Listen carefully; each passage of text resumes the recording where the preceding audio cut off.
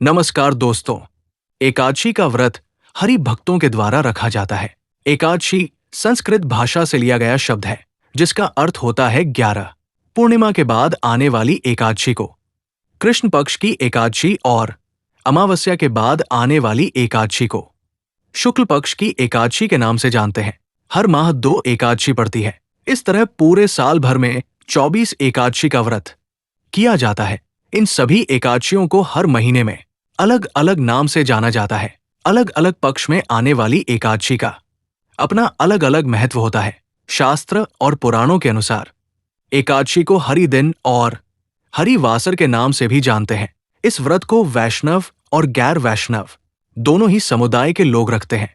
एकादशी के व्रत को हवन यज्ञ और वैदिक कर्मकांड से भी अधिक फलदायी माना गया है। इस व्रत की एक मान्यता ये भी है कि इससे पूर्वज या पितरों को स्वर्ग की प्राप्ति होती है। स्कंद पुराण में एकादश के महत्व के बारे में विस्तार से बताया गया है।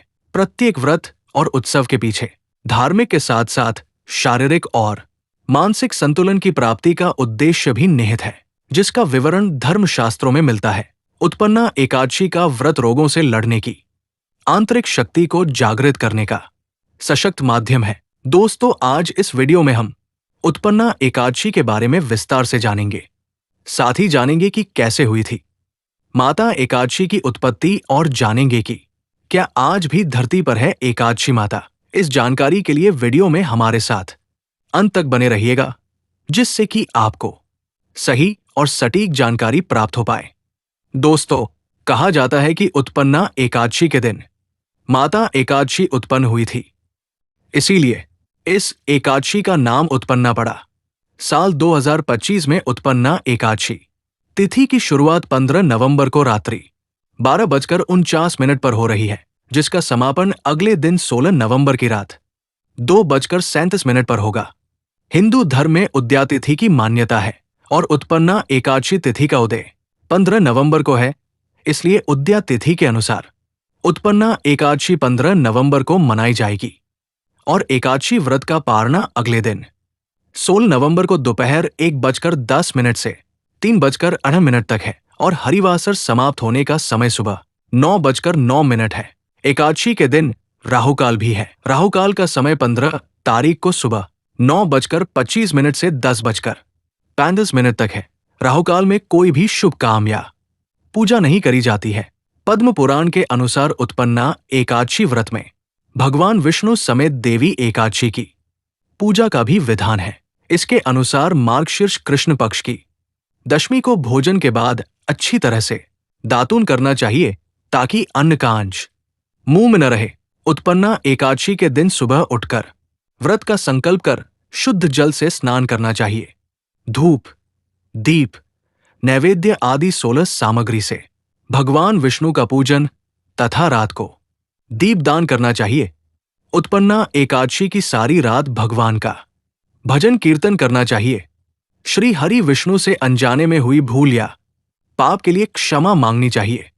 अगली सुबह पुनः भगवान श्री विष्णु की पूजा कर ब्राह्मण को भोजन कराना चाहिए। भोजन के बाद ब्राह्मण को क्षमता के अनुसार दान देकर विदा करना चाहिए।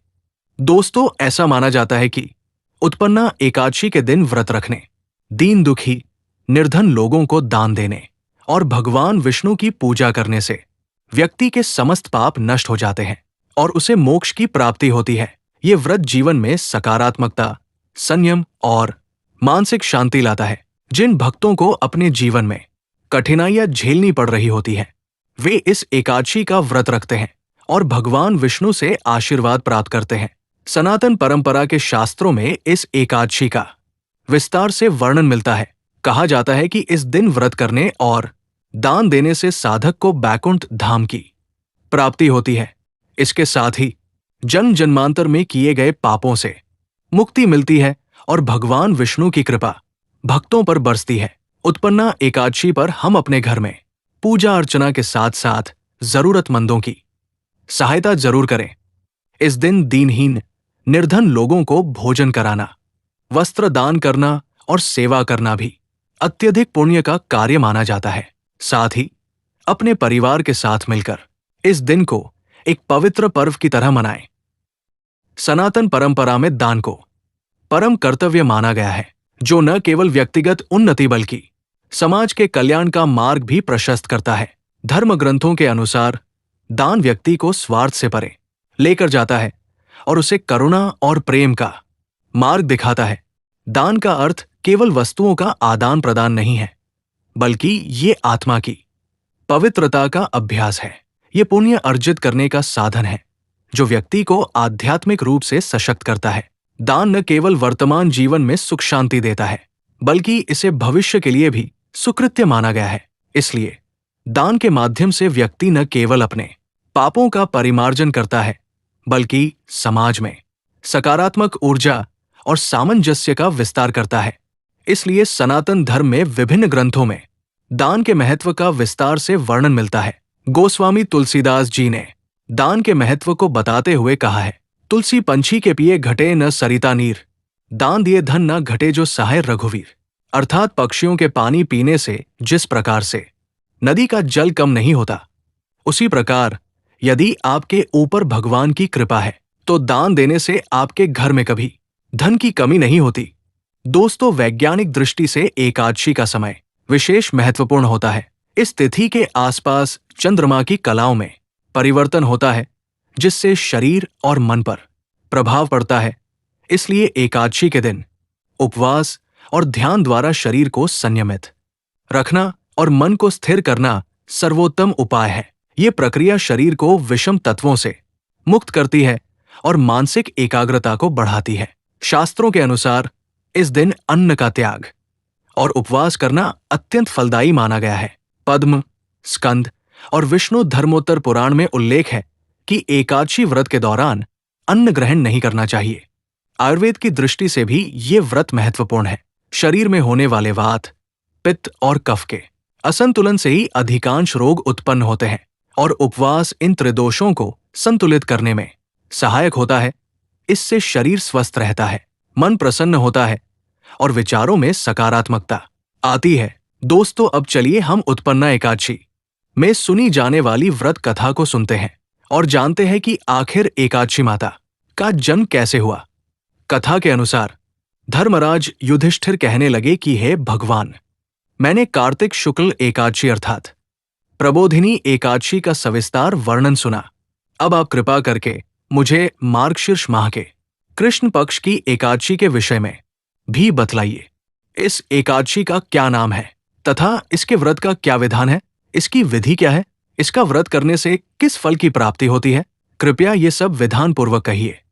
भगवान श्री कृष्ण बोले, मार्गशीर्ष माह के कृष्ण पक्ष में आने वाली इस एकादशी को उत्पन्ना एकादशी कहा जाता है। इस व्रत में शंखोद्धार तीर्थ में स्नान करके भगवान के दर्शन करने से जो फल प्राप्त होता है, उसके बराबर पुण्य मिलता है। व्रत करने वाले भक्त को चोर, पाखंडी, परस्त्रीगामी, निंदक, मिथ्याभाषी तथा किसी भी प्रकार के पापी से बात नहीं करनी चाहिए। इसका महात्म्य मैं तुमसे कहता हूं, ध्यानपूर्वक सुनो। उत्पन्ना एकादशी व्रत कथा। युधिष्ठिर कहने लगे कि हे भगवान, आपने हजारों यज्ञ और लाख गोदान को भी एकादशी व्रत के बराबर नहीं बताया, सो ये तिथि सब तिथियों से उत्तम कैसे हुई, कृपया बताइए। भगवान कहने लगे, हे युधिष्ठिर, सतयुग में मूर नाम का दैत्य उत्पन्न हुआ। वो बड़ा बलवान और भयानक था। उस प्रचंड दैत्य ने इंद्र, आदित्य, वसु, वायु, अग्नि आदि सभी देवताओं को पराजित करके भगा दिया। तब इंद्र सहित सभी देवताओं ने भयभीत होकर भगवान शिव से सारा वृत्तांत कहा और बोले, हे कैलाशपति, मूर दैत्य से भयभीत होकर सब देवता मृत्यु लोक में फिर रहे हैं। तब भगवान शिव ने कहा, हे देवताओं, तीनों लोकों के स्वामी, भक्तों के दुखों का नाश करने वाले भगवान विष्णु की शरण में जाओ, वही तुम्हारे दुखों को दूर कर सकते हैं। शिव जी के ऐसे वचन सुनकर सभी देवता क्षीर सागर में पहुंचे और वहां भगवान को शयन करते देख हाथ जोड़कर उनकी स्तुति करने लगे कि हे देवताओं द्वारा स्तुति करने योग्य प्रभो, आपको बारंबार नमस्कार है। देवताओं की रक्षा करने वाले मधुसूदन, आपको नमस्कार है, आप हमारी रक्षा करें। दैत्यों से भयभीत होकर हम सब आपकी शरण में आए हैं। आप इस संसार के कर्ता, माता पिता, उत्पत्ति और पालनकर्ता और संहार करने वाले हैं। सबको शांति प्रदान करने वाले हैं। आकाश और पाताल भी आप ही हैं। सबके पितामह ब्रह्मा, सूर्य, चंद्र, अग्नि, सामग्री, होम, आहुति, मंत्र, तंत्र, जप, यजमान, यज्ञ, कर्म, कर्ता, भोक्ता भी आप ही हैं। आप सर्वव्यापक हैं। आपके सिवा तीनों लोकों में चर तथा अचर कुछ भी नहीं है। हे भगवान, दैत्यों ने हमको जीतकर स्वर्ग से भ्रष्ट कर दिया है और हम सब देवता इधर उधर भागे भागे फिर रहे हैं। आप उन दैत्यों से हम सबकी रक्षा करें। इंद्र के ऐसे वचन सुनकर भगवान विष्णु कहने लगे कि हे इंद्र, ऐसा मायावी दैत्य कौन है जिसने सब देवताओं को जीत लिया है? उसका नाम क्या है? उसमें कितना बल है और किसके आश्रय में है तथा उसका स्थान कहाँ है? ये सब मुझसे कहो। भगवान के ऐसे वचन सुनकर इंद्र बोले, भगवान, प्राचीन समय में एक नाड़ीजंग नामक राक्षस था। उसके महापराक्रमी और लोकविख्यात मूर नाम का एक पुत्र हुआ। उसकी चंद्रावती नाम की नगरी है। उसी ने सब देवताओं को स्वर्ग से निकालकर वहां अपना अधिकार जमा लिया है। उसने इंद्र, अग्नि, वरुण, यम, वायु, ईश, चंद्रमा, नैऋत आदि सबके स्थान पर अधिकार कर लिया है। सूर्य बनकर स्वयं ही प्रकाश करता है, स्वयं ही मेघ बन बैठा है और सबसे अजेय है। हे असुर निकंदन, उस दुष्ट को मारकर देवताओं को अजेय बनाइए। ये वचन सुनकर भगवान ने कहा, है देवताओं, मैं शीघ्र ही उसका संहार करूंगा। तुम चंद्रावती नगरी जाओ। इस प्रकार कहकर भगवान सहित सभी देवताओं ने चंद्रावती नगरी की ओर प्रस्थान किया। उस समय दैत्य मूर सेना सहित युद्ध भूमि में गरज रहा था। उसकी भयानक गर्जना सुनकर सभी देवता भय के मारे चारों दिशाओं में भागने लगे। जब स्वयं भगवान रणभूमि में आए तो दैत्य उन पर भी अस्त्र, शस्त्र, आयुध लेकर दौड़े। भगवान ने उन्हें सर्प के समान अपने बाणों से बींध डाला। बहुत से दैत्य मारे गए, केवल मूर बचा रहा।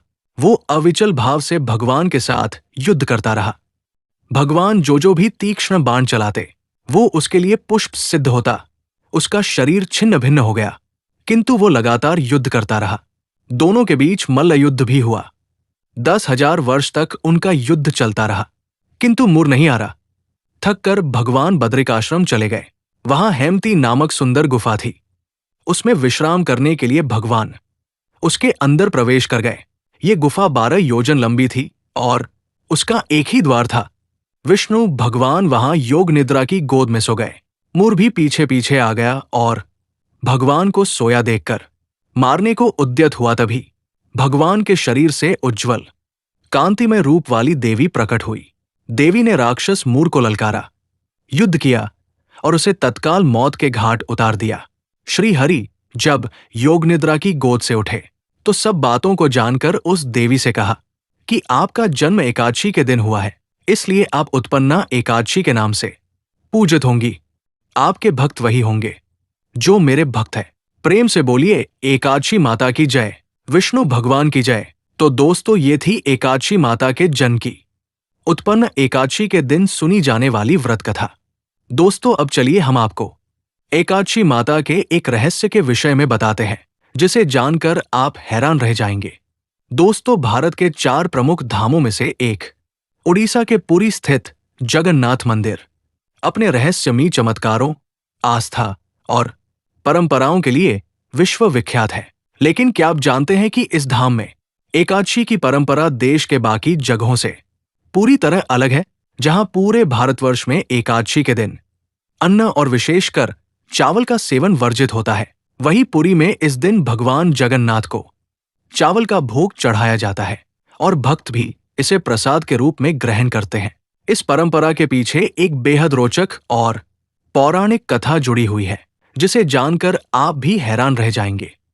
पौराणिक कथा के अनुसार एक बार सृष्टिकर्ता ब्रह्मा जी जगन्नाथ धाम दर्शन के लिए पुरी पहुंचे। वो भगवान जगन्नाथ के महाप्रसाद को ग्रहण करना चाहते थे, लेकिन जब वे मंदिर पहुंचे तब तक सारा प्रसाद वितरित हो चुका था। केवल एक पत्ते पर कुछ बासी चावल के दाने बचे थे, जिसे एक कुत्ता चाट रहा था। ब्रह्मा जी की भक्ति इतनी गहन और निष्कलन थी कि उन्होंने उस कुत्ते के साथ बैठकर वही बासी चावल खाने का निश्चय किया। जैसे ही ब्रह्मा जी ने प्रसाद ग्रहण करने का प्रयास किया, तभी वहां एकादशी देवी प्रकट हुई और ब्रह्मा जी से बोली, आप ये क्या कर रहे हैं? आज एकादशी है और आप चावल ग्रहण कर रहे हैं। ये तो व्रत का दिन है। ब्रह्मा जी की सच्ची भक्ति देखकर उसी क्षण भगवान जगन्नाथ स्वयं प्रकट हो गए। उन्होंने एकादशी देवी से कहा, जहां सच्ची भक्ति होती है वहां नियमों की कठोरता नहीं होती। भगवान जगन्नाथ ने आगे कहा कि मेरे धाम में एकादशी के दिन चावल खाने का कोई दोष नहीं है। मेरे प्रसाद पर किसी व्रत या नियम का बंधन नहीं होगा। इसके बाद भगवान ने एकादशी देवी को उल्टा लटका दिया और आदेश दिया कि पुरी में एकादशी उल्टी मानी जाएगी। पुरी में उल्टी एकादशी की परंपरा आज भी जीवित है। तब से लेकर आज तक पुरी के जगन्नाथ मंदिर में एकादशी के दिन भी चावल का भोग लगाया जाता है और भक्तों को महाप्रसाद के रूप में चावल वितरित किया जाता है। इसे पुण्यकारी माना जाता है, न कि पाप। यही कारण है कि पुरी में एकादशी उल्टी एकादशी के नाम से जानी जाती है। ये कथा केवल एक धार्मिक परंपरा नहीं, बल्कि उस भक्ति का प्रमाण है जो नियमों से परे होती है। दोस्तों, कहा जाता है कि जो मनुष्य जीवन पर्यंत एकादशी को उपवास करता है वो मरणोपरांत वैकुंठ जाता है। एकादशी के समान पापनाशक व्रत दूसरा कोई नहीं है। एकादशी महात्म्य को सुनने मात्र से सहस्र गोदानों का पुण्य फल प्राप्त होता है। एकादशी में उपवास करके रात्रि जागरण करने से व्रती श्री हरि की अनुकंपा का भागी बनता है। उपवास करने में असमर्थ एकादशी के दिन कम से कम अन्न का परित्याग अवश्य करें। एकादशी में अन्न का सेवन करने से पुण्य का नाश होता है तथा भारी दोष लगता है। ऐसे लोग एकादशी के दिन एक समय फलाहार कर सकते हैं। एकादशी का व्रत समस्त प्राणियों के लिए अनिवार्य बताया गया है। मार्गशीर्ष मास के कृष्ण पक्ष में एकादशी के उत्पन्न होने के कारण इस व्रत का अनुष्ठान इसी तिथि से शुरू करना उचित रहता है। अर्थात अगर कोई व्यक्ति एकादशी का व्रत शुरू करना चाहता है तो उसे इस उत्पन्ना एकादशी से एकादशी का व्रत शुरू करना चाहिए। तो दोस्तों, ये थी जानकारी एकादशी के विषय में। जानकारी आपको कैसी लगी हमें कमेंट बॉक्स में लिखकर जरूर बताइएगा। वीडियो अच्छी लगे तो लाइक करिएगा और ज्यादा से ज्यादा शेयर करिएगा, जिससे कि ये जानकारी अधिकतर लोगों तक पहुंच पाए।